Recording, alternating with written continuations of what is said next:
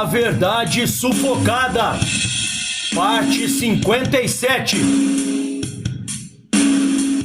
Governo João Figueiredo, 15/3/1979 a 15/3/1985. Pessoal, eu quero, antes de dar início à leitura, fazer um agradecimento especial. Quero agradecer aqui aos amigos que sempre divulgam o meu canal, Mauro Fagundes, toda a equipe da Brado Rádio, a primeira rádio conservadora do país. Quero agradecer aqui ao Ítalo Lorenzoni. Quero agradecer também ao Alan dos Santos, que fez um comentário no seu canal, na Guerra de Informações de ontem, 11 de março de 2022. Muito obrigado, Alan. Sou seu fã, cara. Ah, obrigado pela divulgação. Quero divulgar aqui também mais canais aqui que estão sempre fazendo um excelente conteúdo, tá? É o pessoal de direita. Eu peço que vocês sigam o canal, ok? O canal do Didi Red Pill, aquele magricela feio. Ele é feio, mas o canal dele é muito bom, tá, pessoal? Participem lá do canal dele, se inscrevam. Quero agradecer aqui imensamente ao professor Olavo de Carvalho, in memoriam. Também fazer uma divulgação aqui especial de um canal religioso muito bom. Aliás, vou divulgar dois, ok? O Amor e Cuidado, tá? Do pastor Marcelo Toschi. Muito bom o conteúdo que ele oferece, viu, pessoal? Assistam as pregações dele, é um homem abençoado. Tem muitas reflexões maravilhosas aí sobre o amor. Para quem for protestante. Para quem for católico, o padre Paulo Ricardo, pessoal. Esse cara, ele é divino, é um cara iluminado, é um professor altamente culto e muito intelectualizado. Assistam as homilias dele, pessoal. Se inscrevam no canal dele, ok? E é isso aí. Nos próximos vídeos eu indico mais alguns canais, ok? Que Deus abençoe a todos. Vamos lá para a continuação. Deixem o like no canal. Governo João Figueiredo.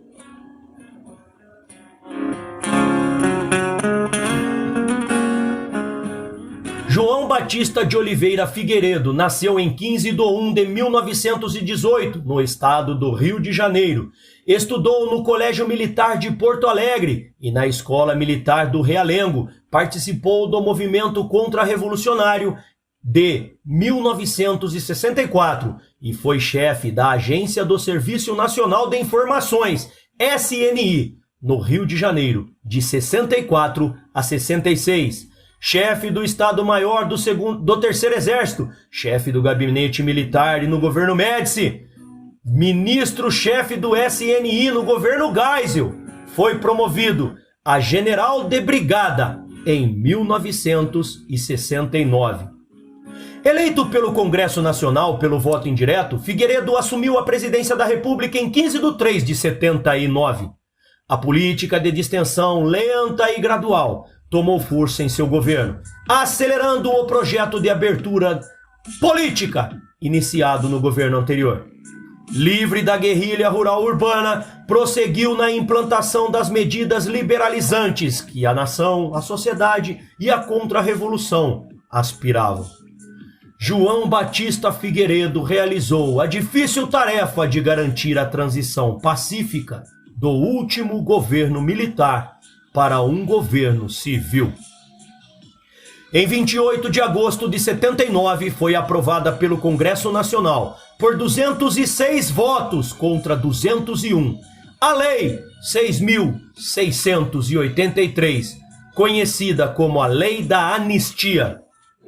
Prosseguindo na implementação do projeto da abertura política, em 22 de novembro desse mesmo ano, foi aprovada a Lei Orgânica dos Partidos, que extinguia o bipartidarismo e instituía o pluripartidarismo. Foram registrados nessa época o Partido Democrático Social, PDS, o Partido do Movimento Democrático Brasileiro, PMDB, o Partido Popular, PP, o Partido Trabalhista Brasileiro, PTB, e o Partido Democrático Trabalhista, PDT. Já percebeu que todos eles quase têm trabalho no nome? E democrático? Mas os caras não trabalham. E não são muito democráticos não, né? Em 13 de novembro de 1988, foi restabelecida a eleição direta para governo... Ô, João! Dá licença aí, ô, fiote. Vai assustar o cão com reza, desgrama. Tá vendo que eu tô gravando aqui, não? Petista desgramado. Desculpa aí, pessoal. Novamente aqui, ó. Em 13 de novembro de 1980, foi restabelecida a eleição direta para governadores. Durante o governo Figueiredo, a crise econômica foi aprofundada, não apenas pelo agravamento da denominada segunda crise do petróleo, com o preço do barril atingindo $42 e comprometendo ainda mais a balança comercial, mas também pela elevação dos juros do mercado interno norte-americano, 19% ao ano, o que provocou a fuga de recursos aplicados no país. Ainda em 1980, os metalúrgicos do ABC Paulista, liderados por Luiz Inácio Lula da Silva, paralisaram indústrias locais por 41 dias, o que levou a demissões, choques com a polícia, prisões e enquadramento de líderes sindical na Lei de Segurança Nacional. Lula, assim, nesse período, esteve preso no DOPS por 31 dias. Podia nunca ter saído de lá. No dia 30 de abril de 1981, uma bomba explodiu dentro de um carro no estacionamento do Rio Centro, no Rio de Janeiro, durante um show. Era a comemoração do Dia do Trabalho. As únicas vítimas foram 2 militares do Exército que se encontravam no carro. O capitão Wilson Luiz Alves Machado, seriamente ferido, e o sargento Guilherme Pereira do Rosário, morto na hora. Em setembro de 1981, o presidente Figueiredo, com problemas cardíacos, afastou-se do governo e foi substituído, por quase 2 meses, pelo vice-presidente Aureliano Chaves. Em 11 de fevereiro de 1982, o PT conseguiu seu registro definitivo junto ao Tribunal Superior Eleitoral. Nunca mais conseguiu desfiliação dessa porcaria. O partido surgiu de lideranças sindicais e congregava inúmeras correntes sindicalistas, operários, pequenos grupos que, ainda organizados, haviam conseguido sobreviver à repressão. Ex-banidos e ex-autoexilados, membros de antigas organizações subversivas como POC, ALN, VAR Palmares, MR8, PCBR e outros. Em novembro de 1982, realizaram-se eleições diretas para o Congresso Nacional e para os governos estaduais. Essas eleições possibilitaram uma contraofensiva dos inimigos da contra-revolução, pois autoexilados, exilados e caçados concorreram nas legendas de seus partidos de oposição. Foram eleitos vereadores, prefeitos, deputados estaduais, governadores, deputados federais e alguns senadores. Na Câmara dos Deputados, a oposição, com 245 deputados, obteve a maioria, pois o governo elegeu 235. No Senado, o governo obteve maioria, elegendo 46 senadores, contra 23 da oposição. O PDS governista elegeu 12 governadores, o PMDB 9 e o PDT 1. A propaganda política maciça encontrou guarida no seio da sociedade. Governadores de importantes estados, eleitos com apoio da esquerda, nomearam como seus auxiliares ex-militantes de organizações subversivo-terroristas. As universidades receberam reforço de ex-professores banidos e ex-autoexilados, que passaram a moldar os pensamentos das novas gerações. Essa situação proporcionou condições excepcionais para o trabalho de massa. Pausa aqui, pessoal. Aqui eu tenho que agradecer ao professor Olavo por mostrar a verdadeira falha dos militares. Se tivessem tido um pouco mais de cultura, eles teriam sacado o domínio cultural que os esquerdistas fizeram exatamente neste momento. E é por isso que hoje muitos militares são comunistas e nem sabem por quê.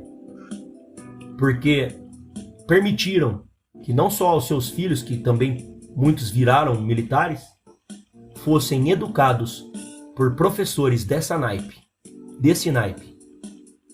Ou, se não foram educados diretamente por eles, foram doutrinados pelos livros que estes desgraçados escreveram. Obrigado, professor Olavo, por ter aberto a mente minha e de muitas outras pessoas. Consideração feitas. Voltemos à leitura. Para a esquerda, era a oportunidade de desacreditar o movimento de 1964. De omitir seus êxitos e exagerar seus erros. Era necessário impor à nação e à sociedade que a abertura política tinha sido concedida pela pressão da esquerda e não por um objetivo político da contra-revolução. Acelerado durante o governo Geisel, em razão da derrota de todas as organizações que optaram pela luta armada para conquistar o poder e implantar o comunismo-leninismo.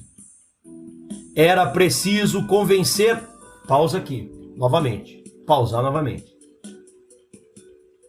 Geisel teve uma excelente visão, que foi parar a força bélica, mas eles atuavam em duas frentes. E a segunda frente não foi barrada. A frente cultural, que hoje é hegemônica. Mas nós vamos mudar isso.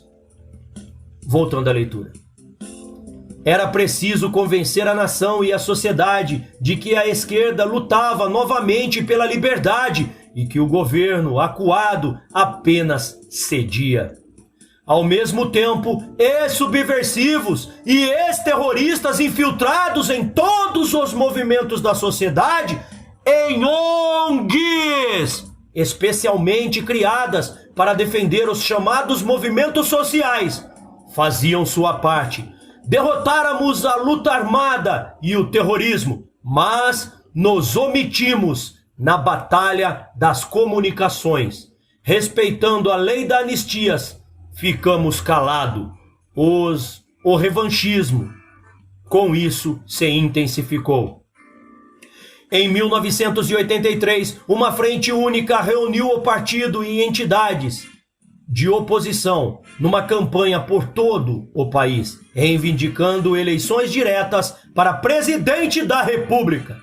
O movimento ficou conhecido como Diretas Já. A emenda de autoria do deputado do PMDB, Dante de Oliveira, foi derrotada pelo Congresso em 25 de abril de 1985.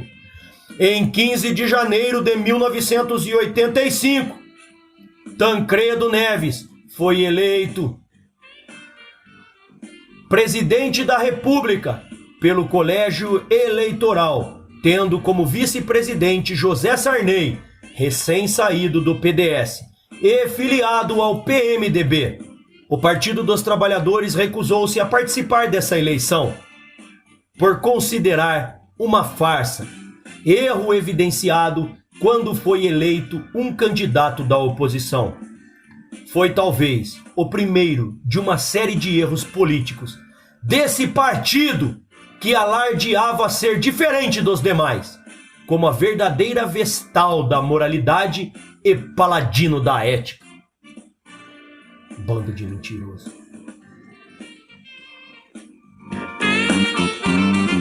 Lei da Anistia.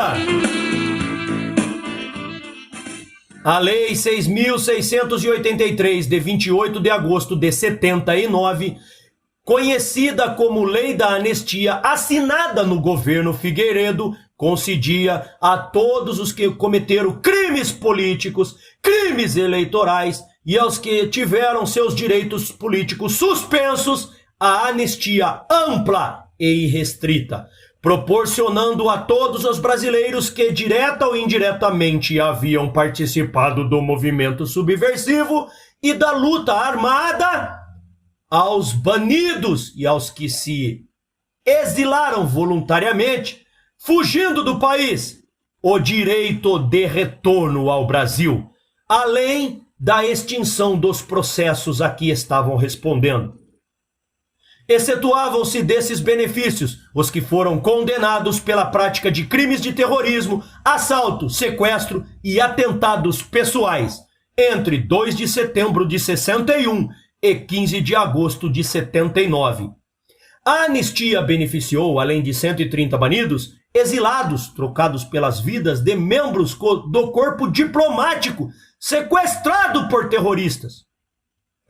4.522 que se autoexilaram para escaparem de processos por subversão. Além desses, também foram beneficiados por ela 52 outras pessoas que estavam presas, das quais 17 libertadas imediatamente e 35 depois de uma análise mais detalhada de seus processos. Em 1º de novembro de 1979, os primeiros autoexilados e exilados começaram a voltar. Determinava a lei que todos os anistiados poderiam, no período de 120 dias seguintes da sua publicação, requerer seu retorno ao serviço e, em caso de concessão do benefício, seriam readmitidos sempre no mesmo cargo ou emprego, posto ou graduação que o beneficiado civil ou militar ocupava na data do seu afastamento. O tempo de afastamento dos servidores civis e militares reaproveitados seria contado como tempo de serviço ativo para fins de aposentadoria. Eram restituídos todos os direitos políticos. Em caso do servidor ter falecido, também era garantido aos seus dependentes o direito das vantagens que lhe seriam devidas caso fosse vivo. A lei também garantia anistia aos empregados de empresas privadas que, por motivo de participação em greves, houvessem sido demitidos. Como todos os artigos dessa lei, o artigo 11 é claro e diz textualmente, abre aspas, essa lei, além dos direitos nela expresso, não gera qualquer outros, inclusive aqueles relativos a vencimentos, soldos, salários, proventos, restituição atrasadas, indenizações, promoções ou ressarcimentos. Fecha aspas. Não seria o que iria acontecer. Na medida em que os perseguidos políticos iam assumindo o poder, a anistia claramente tornou-se via de mão única, em direção às esquerdas e aos esquerdistas vencidos na sua ideologia. Não se tornou conquista do povo brasileiro, como sonham seus fundadores, mas instrumento de um revanchismo imoral.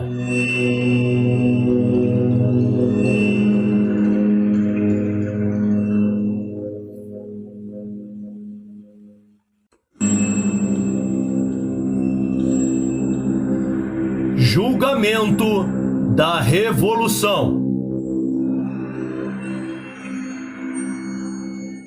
20 anos depois da Contra-Revolução, totalmente livre da censura à imprensa, o jornal O Globo publicou, em 7/10/1964, o seguinte editorial, assinado por Roberto Marinho, onde ressalta os méritos do regime militar. Abre aspas. Participamos da Revolução de 1964, identificados com os anseios nacionais de preservação das instituições democráticas, ameaçadas pela radicalização ideológica, greves, desordem social e corrupção generalizada. Quando a nossa redação foi invadida por tropas antirrevolucionárias, mantivemos-nos firmes em nossa posição. Prosseguimos apoiando o movimento vitorioso desde os primeiros momentos de correção de rumos até o atual processo de abertura, que se deverá consolidar com a posse do novo presidente. Temos permanecido fiéis aos seus objetivos, embora conflitando em várias oportunidades com aqueles que pretenderam assumir o controle do processo revolucionário, esquecendo-se de que os acontecimentos se iniciaram, como reconheceu Marechal Costa e Silva, por exigência inclutável, inelutável do povo brasileiro. Sem o povo não haveria revolução, mas apenas um pronunciamento ou golpe com o qual não estaríamos solidários. O Globo, desde a Aliança Liberal, quando lutou contra os vícios da Primeira República, vem pugnando por uma autêntica democracia, o progresso econômico e social do país. Em 1964, teria de unir-se aos companheiros jornalistas de jornadas anteriores aos tenentes e bacharéis, que se mantinham coerentes com as tradições e ideais de 1930, aos expedicionários da FEB, que ocupavam a chefia das Forças Armadas, aos quais, sob a pressão das grandes marchas populares, mudando o curso de nossa história. Acompanhamos esse esforço de renovação em todas as suas fases. No período de ordenação de nossa economia, que se encerrou em 77, nos meses dramáticos de 68, em que a intensificação dos atos de terrorismo provocou a implantação do AI-5, na expansão econômica de 69 a 72, quando o Produto Nacional Bruto cresceu a taxa média anual de 10%. Assinale-se que naquele primeiro decênio revolucionário, a inflação decrescera de 96% para 12,6% ao ano, elevando-se as exportações anuais de US$ 1 bilhão e 300 mil dólares para mais de 12 bilhões de dólares. Na era do impacto da crise mundial do petróleo desencadeada em 1973 e repetida em 79, a que se seguiram aumentos vertiginosos nas taxas de juros, impondo-nos uma sucessão de sacrifícios para superar nossa dependência externa de energia, a deteriorização dos preços dos nossos produtos de exportação e a desorganização do sistema financeiro internacional. Essa conjunção de fatores que violaram a administração de nossas contas externas obrigou-nos a desvalorizações cambiais de emergência que teriam fatalmente de resultar na exacerbação do processo inflacionário.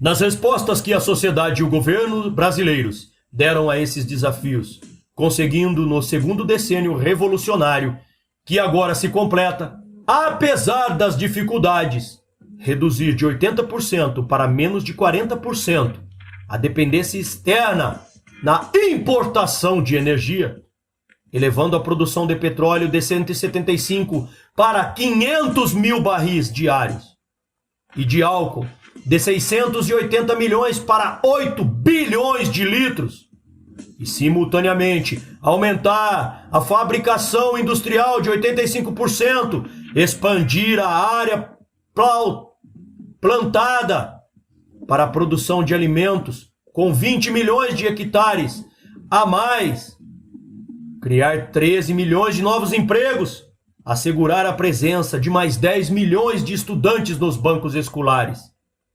ampliar a população economicamente ativa de 29 para 45 milhões 797 mil, elevando as exportações anuais de 12 bilhões para 22 bilhões de dólares.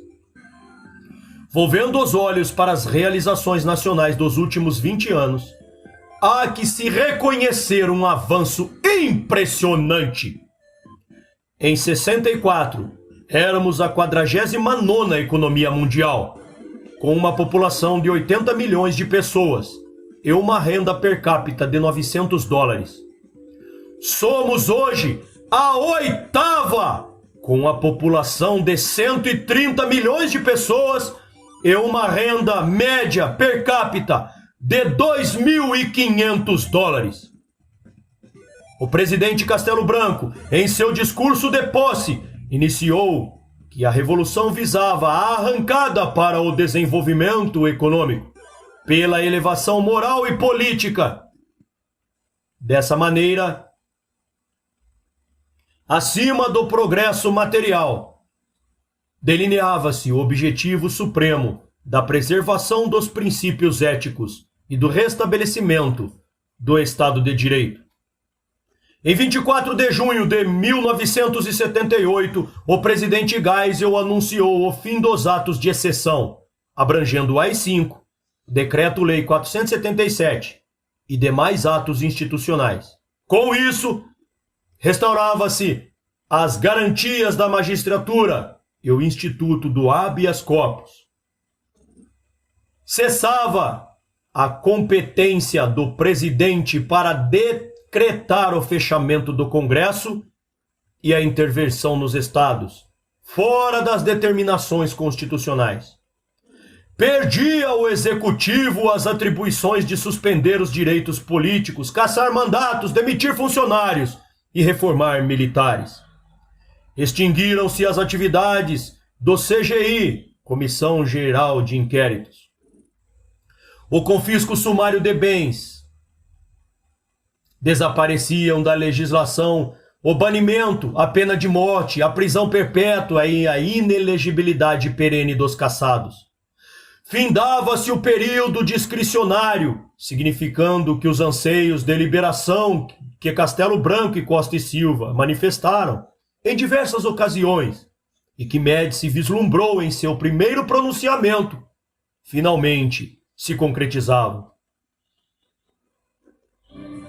Enquanto vários líderes oposicionistas pretendem considerar aquelas medidas fundamentais como os meros paliativos, o então deputado Tancredo Neves, líder do MDB na Câmara Federal, reconheceu que a determinação governamental foi além do esperado. Ao assumir o governo do presidente Figueiredo, jurou dar continuidade ao processo de redemocratização. A concessão da anistia ampla e restrita, as eleições diretas para governadores dos estados, a colaboração federal com os novos governos oposicionistas na defesa dos interesses maiores da coletividade, são demonstrações de que o presidente não falou em vão. Não há memória de que haja ocorrido aqui ou em qualquer outro país um regime de força consolidado há mais de 10 anos se tenha utilizado do seu próprio arbítrio para se autolimitar, extinguindo os poderes de exceção, anistiando adversários, ensejando novos quadros partidários em plena liberdade de imprensa, É esse, indubitavelmente, o maior feito da Revolução de 1964. Nesse momento em que se desenvolve o processo da sucessão presidencial, exige-se coerência de todos os que têm a missão de preservar as conquistas econômicas e políticas dos últimos decênios. O caminho para o aperfeiçoamento das instituições é reto. Não admite desvios aéticos, nem afastamento do povo. Adotar rumos ou retroceder para atender às meras conveniências e frações ou assegurar a manutenção de privilégios seria trair a revolução no seu ato final. Roberto Marinho.